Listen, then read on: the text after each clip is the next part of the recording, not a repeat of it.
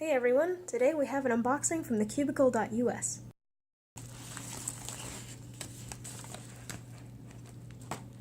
So here we have the MoFang JiaoShi Mini 3x3 as well as the MFJS Fisher DNA Cube.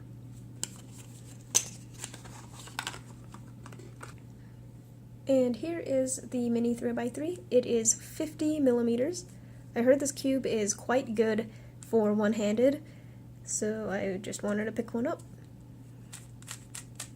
I noticed there wasn't a logo. That was kind of interesting.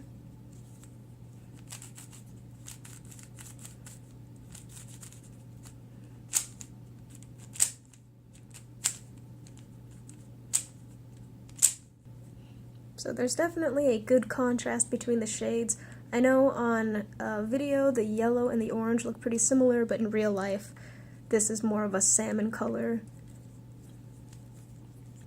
This cube is very effortless to turn. I had been using the Zhanshi 50mm cube, and that was pretty good, except sometimes it would just pop. But this seems really stable, but also flexible, I guess. This cube also seems very forgiving for not completely aligning the layers and then still trying to make a turn.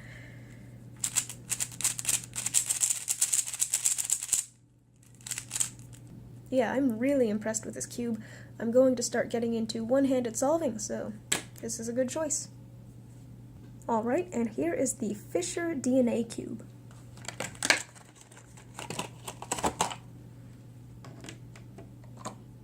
Wow, that looks amazing.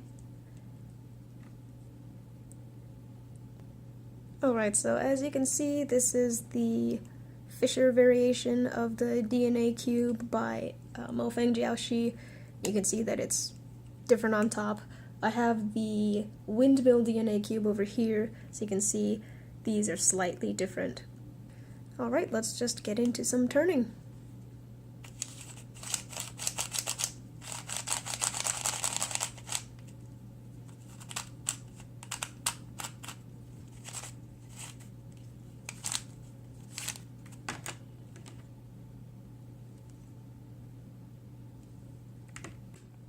So I noticed, unlike the windmill DNA cube, this one, when you're turning these top layers, especially when they're mixed up a little bit like that, they're less sharp because the top is more symmetrical.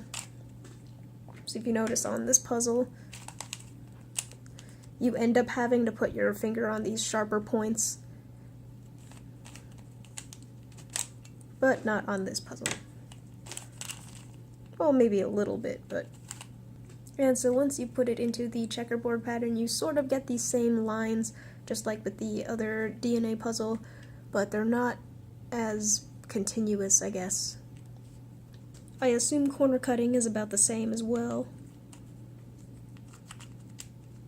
Oh, that was close. Just a little bit. I feel like it might be slightly better than the other puzzle, but that might be due to the tensions. A little bit here.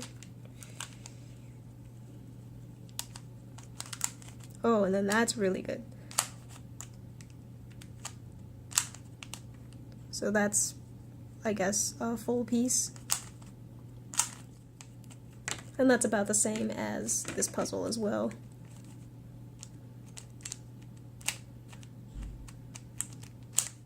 Corner cutting on this puzzle is slightly better. Okay, I'm going to call that a sufficient scramble. So far the turning is pretty sandy, but I think it's much more forgiving than the windmill DNA cube, although that could just be this individual puzzle and not the puzzle in general. So let's go ahead with the solve.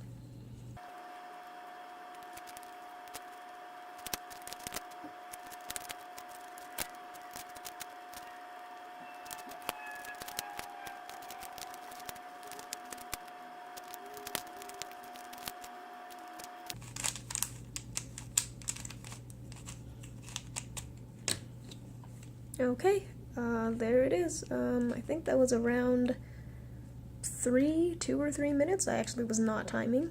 So So the recognition on this puzzle was almost identical to the windmill DNA cube, as you would expect.